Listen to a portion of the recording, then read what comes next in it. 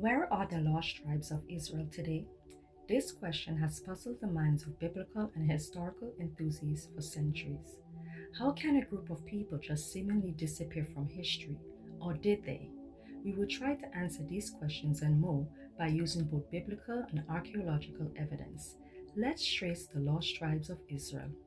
To start our investigation, we will begin in the scriptures, starting from the foundation.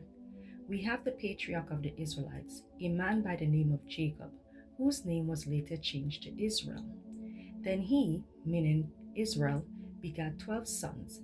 Their names are Reuben, Simeon, Levi, Judah, Dan, Naphtali, Gad, Asher, Issachar, Zebulun, Joseph, whose two sons Ephraim and Manasseh became tribes, and Benjamin.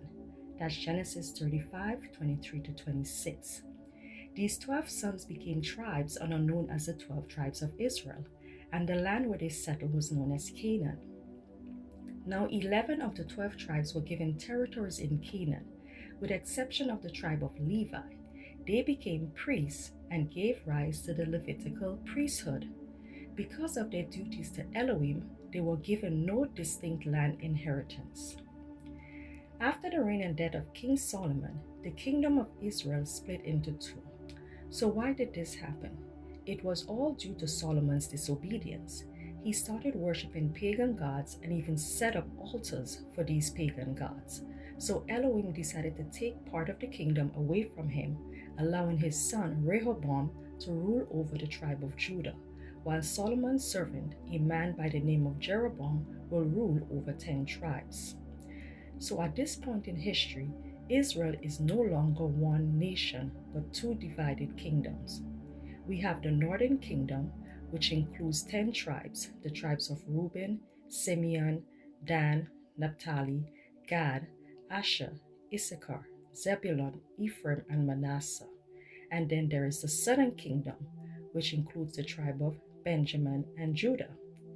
Just for some biblical context, whenever the name Judah is mentioned, it means both tribes of Judah and Benjamin. Though they were divided into two kingdoms, they were still very much a people and still intact in the land, but that would soon change. You see, both Judah and Israel had some terrible kings who led the people into idol worship. They were doing bad things like sacrificing their children to idols. This angered Elohim, so he allowed their enemies to attack them. Israel was besieged by Assyria, and its inhabitants were exiled into Assyrian territories. This took place around 722 BCE, according to historical records. As for Judah, its inhabitants were exiled into Babylonian territories, but they did not remain in exile for too long, as Elohim allowed them to return to the land to start building the temple. We will not be focusing on Judah today because their history is a bit more clear and precise, but we would look at the other 10 tribes who seem to have disappeared after their exile into Assyria. So let's look at what we know based on the scriptures. We know the 10 tribes were exiled into Assyrian lands. The Assyrian Empire at that time was huge, stretching from the Balkans all the way to Africa, making them a world superpower of its time. According to 2 Kings 17:6, the exiled Israelites were settled into cities such as Hela Habor, the Gozan River, and in the cities of the Medes. This deportation is well supported by archaeological and Assyrian records. Assyrian kings like Sargon II boasted of conquering Samaria, which was the capital of Israel, and relocating inhabitants across their empire.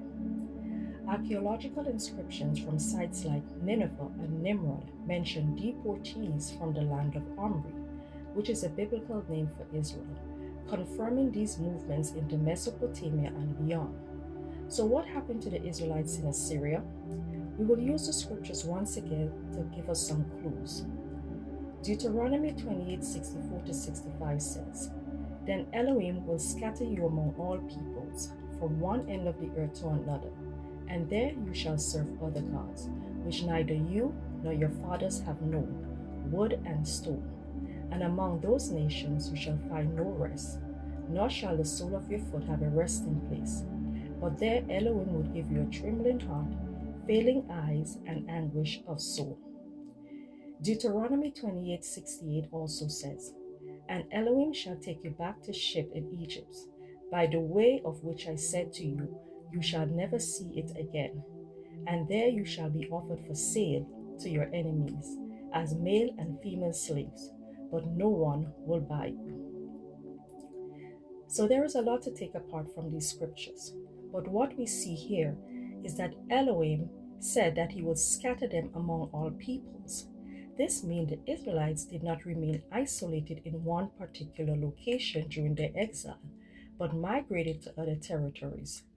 And while many have remained closer to home, there are those that travel to other countries such as Egypt and further into Arabian territories.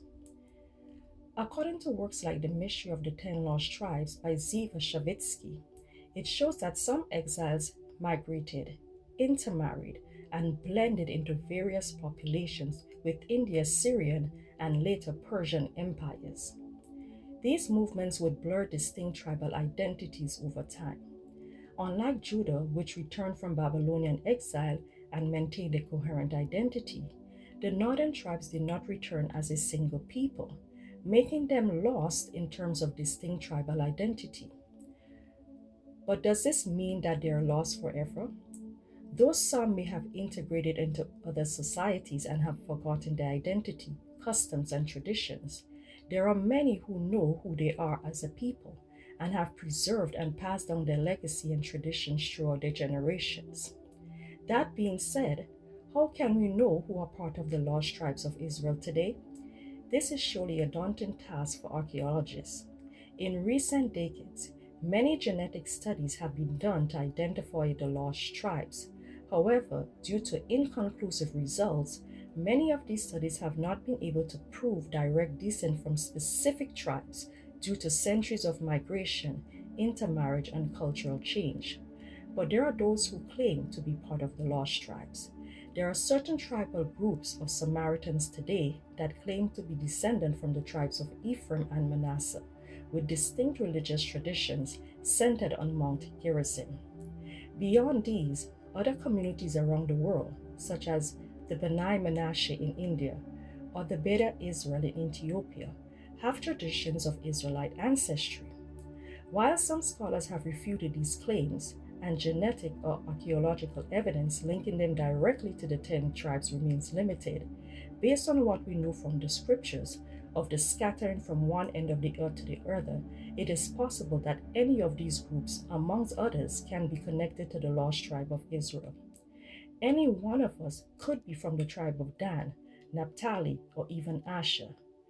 This means that the 10 tribes are not really lost, but rather hidden amongst the nations. So how will they be revealed to the world? Jeremiah 30 verse 3 says, "For behold, the days are coming, says Elohim, that I will bring back from captivity my people Israel and Judah, and I will cause them to return to the land that I gave to their fathers, and they shall possess it." Contrary to popular belief, this prophecy is yet to be fulfilled. You see, while Judah came back and was preserved, the 10 other tribes are still waiting to be gathered. Thus says Yahuah Elohim, "I will gather you from the peoples, assemble you from the countries where you have been scattered, and I will give you the land of Israel." That's Ezekiel 11:17. This prophecy means that both Judah and Israel will be restored in the latter days. The book of Revelation, specifically Revelation 7, mentions that 12,000 of each of the 12 tribes of Israel will be given a seal on their forehead. Though they might be lost or hidden to the world, Elohim knows exactly who they are, and he is not finished with them as yet. If you found this video helpful in your study of the lost tribes of Israel, like, subscribe, and comment below. Let me know if you would like a deep dive into the tribe-by-tribe breakdown and where scholars believe each may have migrated. I have created a one-page PDF copy with biblical and historical timeline of the lost tribes of Israel. Click download in the video description to receive your free copy and start your research journey today. Thanks for watching. Remember, knowledge is a gift from above. We must nurture it to the fullest. See you in the next video.